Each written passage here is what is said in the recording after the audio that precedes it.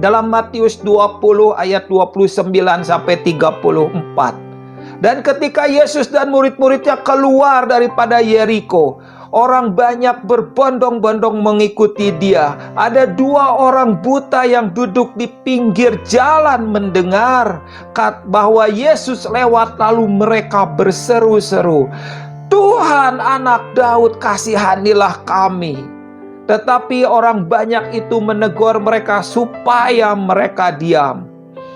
Namun mereka masih keras berseru, katanya, "Tuhan, Anak Daud, kasihanilah kami." Apa yang dilakukan oleh orang buta ini? Mereka berseru-seru kepada Yesus, "Yesus, Anak Daud, kasihanilah kami." Hal ini menghentikan langkah Tuhan. Ada satu seruan yang membuat Tuhan menghentikan langkah Tuhan. Saudara, ketika orang kusta yang tadi, ia berkata, "Tuhan, jika Tuhan mau, Engkau bisa mentahirkan kami." Maka Tuhan berkata, "Aku mau." Hari ini juga ketika si orang buta ini berseru, "Tuhan, Anak Daud, kasihanilah kami." Lalu Yesus berhenti dan memanggil mereka. Ada satu seruan, ada satu jeritan yang membuat langkah Yesus berhenti. Dan itu menarik perhatian Tuhan. Setiap seruan, setiap jeritan itu menarik perhatian Tuhan. Lalu Yesus berhenti dan memanggil mereka. Ia berkata, "Apa yang kamu kehendaki supaya aku berbuat kepadamu?" Saya rindu dan saya percaya setiap saudara mempunyai kerinduan yang sama seperti saya. Seperti yang Yesus katakan, "Apa yang kamu kehendaki supaya aku perbuat kepadamu?"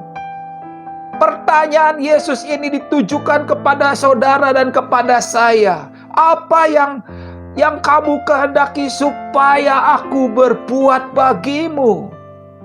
Maka jawab mereka, "Tuhan, supaya mata kami dapat melihat." Orang buta ini menginginkan kesembuhan di matanya. Dan saya percaya setiap kita juga punya daerah-daerah dalam hidup kita yang perlu disembuhkan oleh Tuhan. Dalam hidup kita ada daerah-daerah yang perlu dijamah oleh Tuhan. Dalam hidup kita ada wilayah-wilayah kehidupan yang perlu tangan Tuhan menyentuhnya. Maka kalau itu terjadi, maka hidup yang baru, mengeluarkan tunas, mengeluarkan buah, mengeluarkan kehidupan yang baru. Dan Tuhan mau itu. Tuhan mau.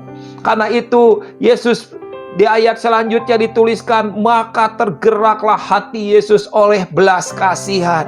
Yesus yang penuh dengan belas kasihan itu berhenti. Yesus yang penuh dengan belas kasihan itu mendengar jeritan. Yesus yang penuh dengan belas kasihan itu mendengar keluh kesah, mendengar erangan sakit kita.